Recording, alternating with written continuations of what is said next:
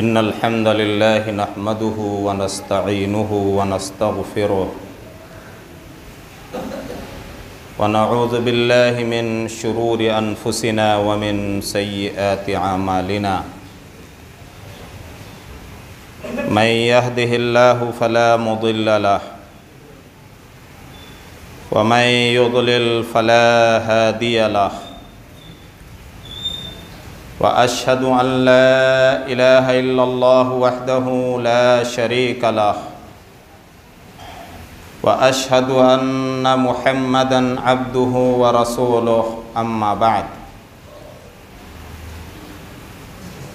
फ़इन्न खैरल हदीस किताबुल्लाह व खैरल हदी हदी मुहम्मदिन सल्लल्लाहु अलैहि वसल्लम व शर्रल उमूरि मुहदसातुहा व कुल्ल मुहदसतिन बिदअह व कुल्ल बिदअतिन ज़लालह व कुल्ल ज़लालतिन फिन्नार। अऊज़ु बिल्लाहिस समीइल अलीम मिनश शैतानिर रजीम। बिस्मिल्लाहिर रहमानिर रहीम। या अय्युहल्लज़ीना आमनुत्तक़ुल्लाहा हक़्क़ तुक़ातिही व ला तमूतुन्ना इल्ला व अंतुम मुस्लिमून। या अय्युहन्नासुत्तक़ू रब्बकुमुल्लज़ी ख़लक़कुम मिन नफ़्सिन वाहिदा व ख़लक़ मिन्हा ज़ौजहा व बस्स मिन्हुमा रिजालन कसीरन व निसाअ वत्तक़ुल्लाहल्लज़ी तसाअलून बिही वल अर्हाम इन्नल्लाहा काना अलैकुम रक़ीबा। या अय्युहल्लज़ीना आमनुत्तक़ुल्लाहा व क़ूलू क़ौलन सदीदा युस्लिह लकुम अअमालकुम व यग़फ़िर लकुम ज़ुनूबकुम व मन युतिइल्लाह व रसूलहु फ़क़द फ़ाज़ फ़ौज़न अज़ीमा। व क़ाल अल्लाहु तआला फ़ी मौदिइन आख़र फ़िल क़ुरआनिल मजीद। बिस्मिल्लाहिर रहमानिर रहीम। इक़रा बिस्मि रब्बिकल्लज़ी ख़लक़ ख़लक़ल इंसान मिन अलक़ इक़रा व रब्बुकल अकरम अल्लज़ी अल्लम बिल क़लम अल्लमल इंसान मा लम यअलम। पढ़ो अपने रब के नाम से जिसने पैदा किया इंसान को, जिसने पैदा किया इंसान को जमे हुए खून से। पढ़ो वो बड़ी नवाजिश और करम वाला है जिसने इल्म सिखाया कलम के ज़रिए और इंसान को वो सब कुछ सिखाया जो वो नहीं जानता था।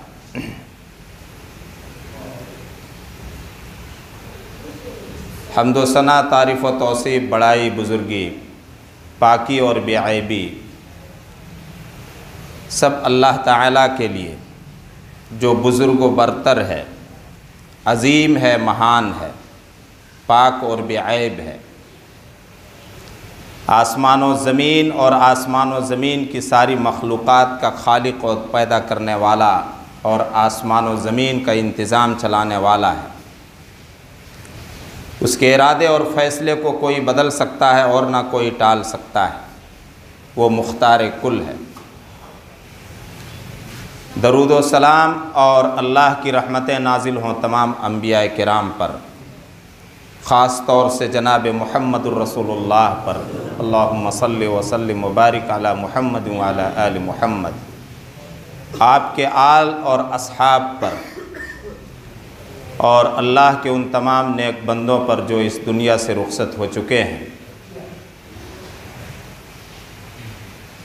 पिछले जुमे के खुतबे में सुन चुके हैं कि अल्लाह ताला ने नबी अकरम मुहम्मदुर रसूलुल्लाह सल्लल्लाहु अलैहि वसल्लम को आखिरी नबी बना कर के मबऊस फरमाया। आप पर अल्लाह ताला ने अपनी आखिरी किताब और अपना आखिरी हिदायत नामा नाजिल किया। और कुरान करीम में आपके रसूल बनाए जाने के 4 मकसद बयान किए अल्लाह ताला ने। एक तो अल्लाह के बंदों को, सारी इंसानियत को, इंसानी बिरादरी को, सिर्फ मुसलमानों को नहीं बल्कि इंसानी बिरादरी को अल्लाह की आयतें पढ़ पढ़ करके सुनाना, फिर उनको संवारना, उनको मांझना, उनके अक़ीदे को और उनके अखलाक को दुरुस्त करना। और तीसरा और आखिरी मकसद इंसानियत को अल्लाह की किताब और हिकमत, दीन की समझ बूझ सिखाना। ये आपके रसूल बनाए जाने के मकासिद हैं और यही ज़िम्मेदारी हम मुसलमानों की है। नबी अकरम सल्लल्लाहु अलैहि वसल्लम पर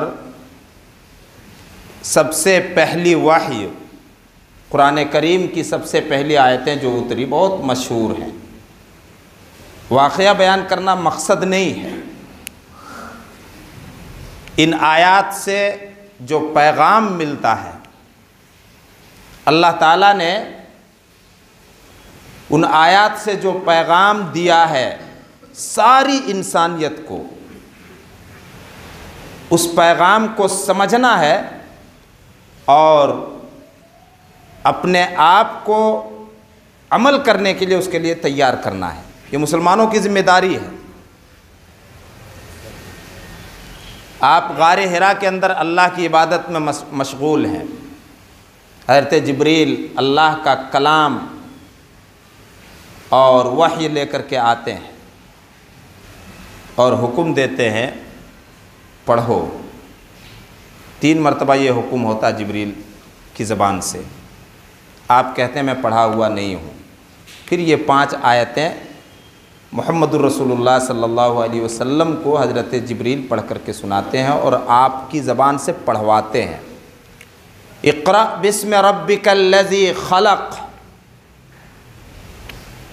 पढ़ो अपने रब के नाम से जिसने पैदा किया। क्या पढ़ो उसका तज़किरा नहीं है। आसमान और ज़मीन की सारी मखलूक़ात जो तुम्हारी नज़र में हैं उनको पढ़ो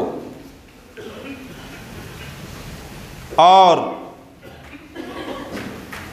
उनके पढ़ने के बाद तुम गौर करो कि इनका खालिक कौन है। आसमान को पढ़ो, ज़मीन को पढ़ो, ज़मीन पर बहते समंदरों और दरियाओं को पढ़ो, पेड़ पौधों को पढ़ो, आसमान पर चमकते सूरज, चांद और सितारे को पढ़ो।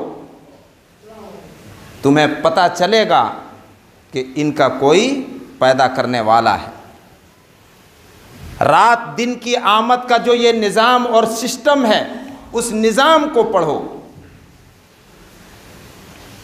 पेड़ों और पौधों पर खिलने वाले फूल और लगने वाले फलों को पढ़ो, जो सब इस बात पर दलालत करते हैं और सब इस बात का पता देते हैं कि है कोई इनका पैदा करने वाला और आसमान और ज़मीन का निज़ाम चलाने वाला।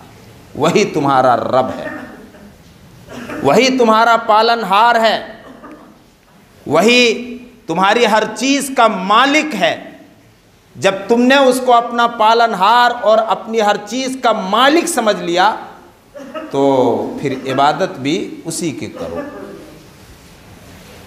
खलक़ल इंसान मिन अलक़, पैदा किया इंसान को उसने जमे हुए खून से, उस खून से जिसको माए महीन, हकीर, घटिया, कमज़ोर और नापाक पानी कहा है, उससे इतने बुद्धिमान इंसान को अल्लाह ताला ने पैदा कर दिया।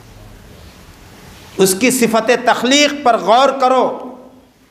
उसी एक बूंद पानी से गोश्त के लोथड़े, फिर उस गोश्त के लोथड़े से हड्डियों का ढांचा, फिर उस हड्डी के ढांचे पर गोश्त का लिबास उसने चढ़ा दिया। इक़रा व रब्बुकल अकरम, पढ़ो, तुम्हारा रब बेहद्दो हिसाब नवाजने वाला है, जूदो करम फरमाने वाला है, बख्शिश वाला है, देने वाला है। उसकी दादो देश और जूदो सखा की कोई इंतहा नहीं, कोई ऐसा पैमाना नहीं कि इंसान उसको नाप सके। वो बेहद्दो हिसाब देने वाला है। अल्लज़ी अल्लम बिल कलम, उसने इल्म सिखाया कलम के ज़रिए।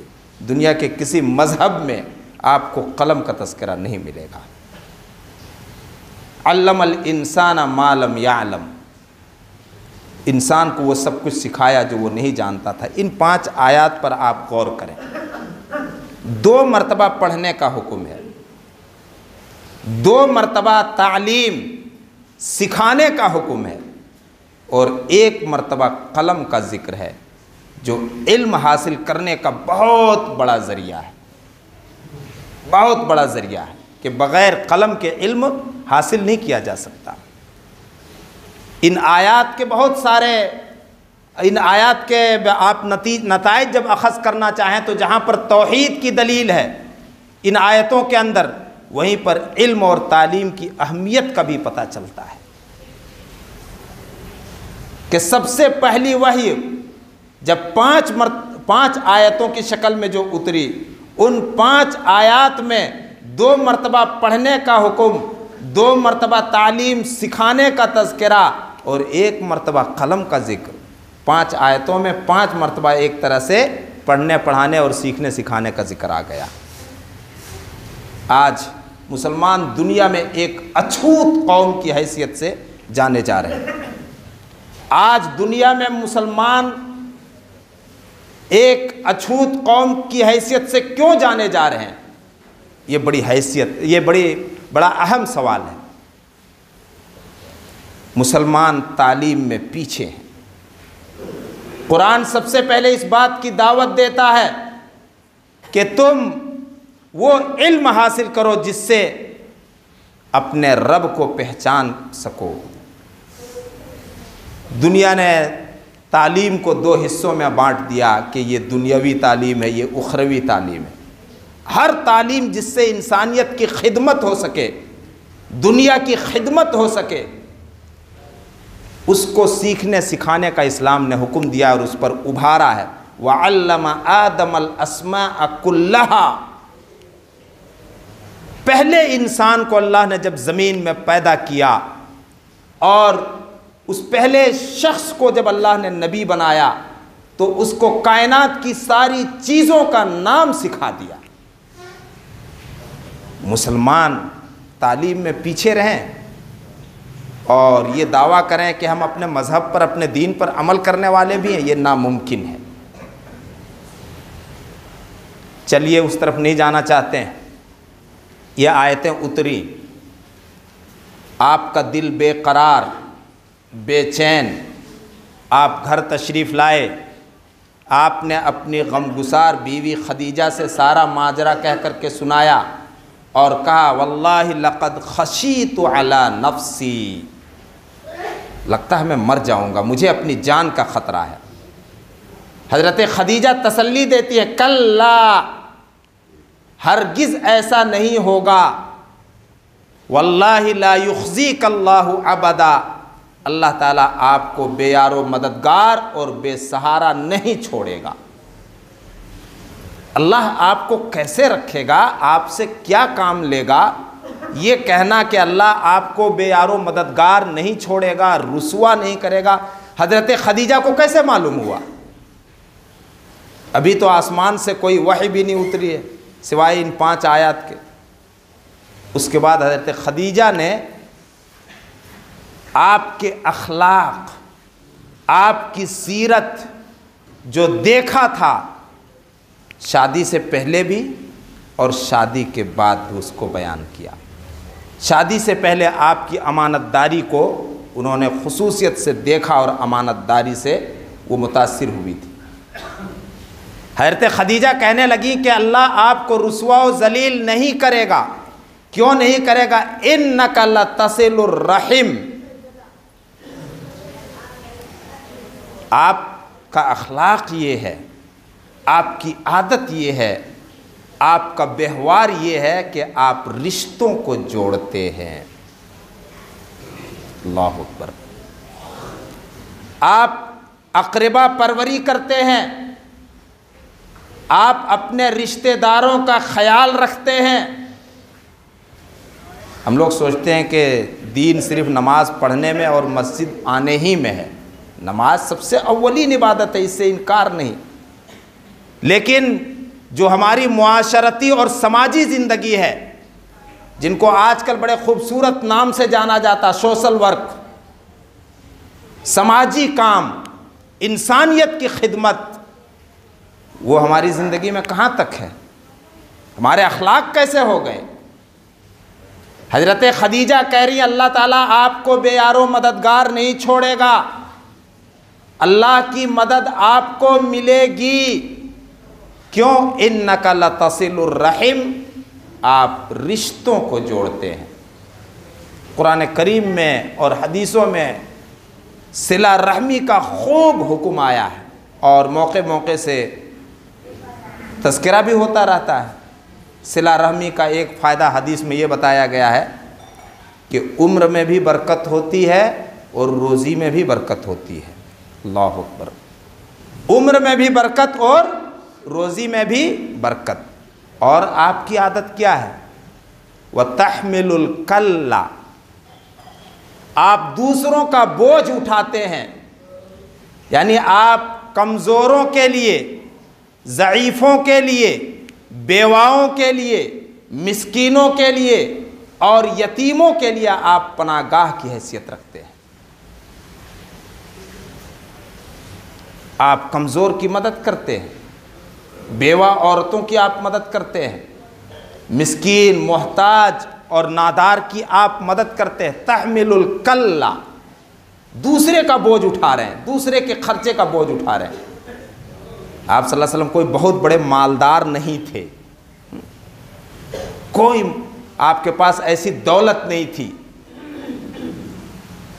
बस आपने नबूवत से पहले कुछ तिजारत किया और मजदूरी पर आपने बकरियां चराई। उससे आदमी कितना कमा लेगा?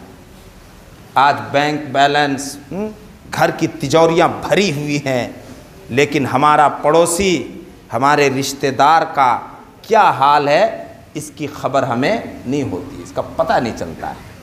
दरवाजे को अच्छी तरह से बंद करके रखते हैं, दरवाजे को अच्छी तरह से बंद करके रखते हैं। व तहमिलुल कल्ला, आप दूसरों का बोझ उठाते हैं, दूसरों का सहारा बनते हैं, दूसरों का आप सहायता और मदद करते हैं जो मदद के मुस्तहिक है। व तक्सिबुल मादूम, आप कमाते हैं, किसके लिए कमाते हैं? अल मादूम, नादारों के लिए, गरीबों के लिए, फ़कीरों के लिए, मोहताजों के लिए और कर्ज़दारों के लिए आप कमाई करते हैं। हम कमाई किसके लिए करते हैं? सिर्फ़ और सिर्फ अपने और अपने बाल बच्चों के पेट के लिए। अखलाक कितना बदल चुका है, मेयार कितना बदल चुका है, इंसान के साथ हमारा सलूक कैसे होना चाहिए वो सब कुछ बदल चुका है। रबीउल अव्वल के महीने में नातें तो खूब सुन लेते हैं, खूब सुनते हैं, खूब सुनते हैं, तकरीरें भी खूब सुनते हैं, तरह तरह की तकरीरें। और इस महीने का पैगाम क्या है? हकीकी पैगाम, सच्चा पैगाम सबको मिले। आपकी नबूवत की ज़िंदगी की शुरुआत और स्टार्टिंग और आगाज़ कैसे हुई, उसमें हमारे लिए क्या पैगाम है? उम्मत ने आज उसको भुला दिया है। तक्सिबुल मादूम, आपकी ये तीसरी सिफत आपकी बीवी बयान कर रही, जो देखा बीवी बनने के बाद माई खदीजा ने वो सब बयान किया। आप नादारों के लिए कमाई करते हैं, कर्जदारों के लिए कमाई करते हैं। आज आप कर्ज लेने के लिए जाओ, कर्ज देने का हुक्म है, कोई मोहताज कर्ज़ मांगे तो उधार दे दो, कर्ज़ दे दो, लेकिन अदा करने की भी बड़ी सख्त ताकीद है। शहीद का हर गुनाह माफ़ अल्लाह की राह में जो शहीद हुआ, सिवाय कर्ज़ के, ये भी तो है, सिवाय कर्ज़ के किसी का ले करके खा करके डिकार नहीं सकते। तंगदस्त है, मकरूज तंगदस्त है, परेशान हाल है, तो कर्ज़ देने वाले को इस्लाम हिदायत करता है, व इन कान ज़ू उसरतिन फ़नज़िरतुन इला मैसरा। तुम्हारा भाई जो तुम्हारा मकरूज है अगर तंगदस्त है तो उसको और थोड़ी मोहलत दे दो। आज बग़ैर ब्याज बट्टे के मुसलमान भी कर्ज़ देने के लिए तैयार नहीं हैं। आपकी ज़िंदगी के जिस हिस्से को खदीजा ने अब तक देखा था नबी बनाए जाने से पहले, आपके अखलाक को जो देखा था, उस अखलाक की बुनियाद पर माई खदीजा ने दावा कर दिया कि अल्लाह की मदद आपको ज़रूर मिलेगी। वो अखलाक का तीसरा हिस्सा क्या है? वह तकसिबुल मादूम, नादारों के लिए आप कमाते हैं, गरीबों के लिए आप कमाते हैं, कमाते ज़रूर हैं, कमाना भी इबादत है। फ़ैज़ा क़ुज़ियतिस सलातु फ़ंतशिरू फ़िल अर्ज़, नमाज पूरी हो चुकी, अल्लाह की ज़मीन में फैलो रोज़ी के लिए, मेहनत करो हलाल कमाई के लिए। व तक़रिज़ ज़ैफ़, और आप मेहमान नवाज़ी करते हैं, आप बड़े मेहमान नवाज़ हैं। आज मेहमान नवाज़ी भी होती शक्ल देख करके, घर देख करके। कोई गरीब रिश्तेदार आ जाए तो बमुश्किल चाय पिलाएंगे, बैठना भी मैं आ रहा हूँ, आता रह गया भाई, वो कब तक वो इंतज़ार करेगा। जो कुछ मुयस्सर हो, जो कुछ मौजूद हो, आप उससे आने वाले मेहमान की ज़ियाफ़त करते हैं। मन कान युमिनु बिल्लाहि वल यौमिल आखिर फलयुकरिम ज़ैफ़ा, अल्लाह पर आखिरत पर ईमान रखने वाले को चाहिए कि अपने मेहमान की आओ भगत करे, इज़्ज़त करे। यानी अल्लाह पर और आखिरत पर ईमान रखने की पहचान और ईमान का तकाज़ा है मेहमान की ताज़ीम। हज़रत इब्राहीम के पास फरिश्ते इंसानी शक्ल में आए थे, इंसानी शक्ल में आकर के सलाम किया। क़ालू सलामा क़ाल सलामुन अलैकुम, अस्सलामु अलैकुम वालैकुम अस्सलाम। फ़राग़ इला अहलिही फ़जाअ बिइज्लिन समीन, जो रिवाज था, ले हज़रत इब्राहीम दौड़ते हुए जल्दी से घर गए और मोटा ताज़ा भुना हुआ बछड़ा ला करके रख दिया फरिश्तों के सामने। उस वक्त ज़ियाफ़त का यही तरीक़ा था, पेश किया हज़रत इब्राहीम ने। बाद में पता चला ये तो फरिश्ते हैं, ये कैसे खाएंगे, उधर नहीं जाना चाहते। तो आपकी चौथी खूबी, आपकी चौथी आदत, आपके अखलाक का चौथा हिस्सा जो बीवी ने देखा वो क्या है? तक़रीज़ ज़ैफ़, आप बड़े मेहमान नवाज़ हैं। और आखिरी और पाँचवा, व तुईनु अला नवाइबिल हक़, आप हक़ के मुसीबत मारों की मदद करते हैं। यानी आप हक़ नवाज़ हैं, आप हर हाल में हक़ का सपोर्ट करते हैं, वो कोई भी हो। आप खुद हक़ पर कायम हैं और हक़ को कायम करने के लिए आप हर जतन करते हैं। आज हम हक़ नाहक़, झूठ सच ये देखने की ज़हमत नहीं करते हैं। है कौन जिसके साथ मामला हुआ है, वो अगर हमारी कौम का है। आज हम कौम नवाज हो चुके हैं, आज हम ज़ात नवाज हो चुके हैं, आज हम बिरादरी नवाज हो चुके हैं। आज हम अपनों का ख्याल रखते हैं, हक़ का नहीं। हज़रत खदीजा कहती हैं व तुईनु अला नवाइबिल हक़, आप हक़ के मुसीबत मारों की मदद करते हैं। इसका यही मतलब है कि आप हक़ का सपोर्ट करते हैं। ये आपकी ज़िंदगी और आपकी सीरत का वो हिस्सा है जो हज़रत खदीजा रज़ी अल्लाह ताला अन्हा ने आपके नबी बनाए जाने से पहले देखा था। और इसी के साथ सीरत निगारों ने दो और आपकी खूबियां लिखी हैं। आप बड़े अमानतदार हैं। अमानत में आप किसी किस्म की खयानत नहीं करते। अहले मक्का आपके पास अमानतें ला करके रखवाते हैं। आपने पढ़ा भी होगा या सुना होगा, छोटी छोटी किताबों में ये बात लिखी हुई है कि जब आप हिजरत करके जाने लगे मदीना, तो हज़रत अली को अपने बिस्तर पर इसलिए सुलाया था और आपने अली को हुक्म दिया कि मेरे पास जो दूसरों की अमानतें रखी हुई हैं, वो अमानतें आपके दुश्मनों की भी थी और आपके दोस्तों की भी थी, मुसलमानों की भी थी और उस वक्त के काफिरों की भी थी। आपने कहा अली से कि वो अमानतें साहिब अमानत तक पहुंचा देना, इसलिए तुम रुक जाओ, मैं अभी अल्लाह के हुक्म पर हिजरत के लिए निकल रहा हूँ। तो हज़रत खदीजा ने यह कहा आप बड़े अमानतदार हैं। शहर के सारे लोग, मक्का के सारे लोग आपके पास आप ये अपनी अपनी अमानतें रखवाते हैं।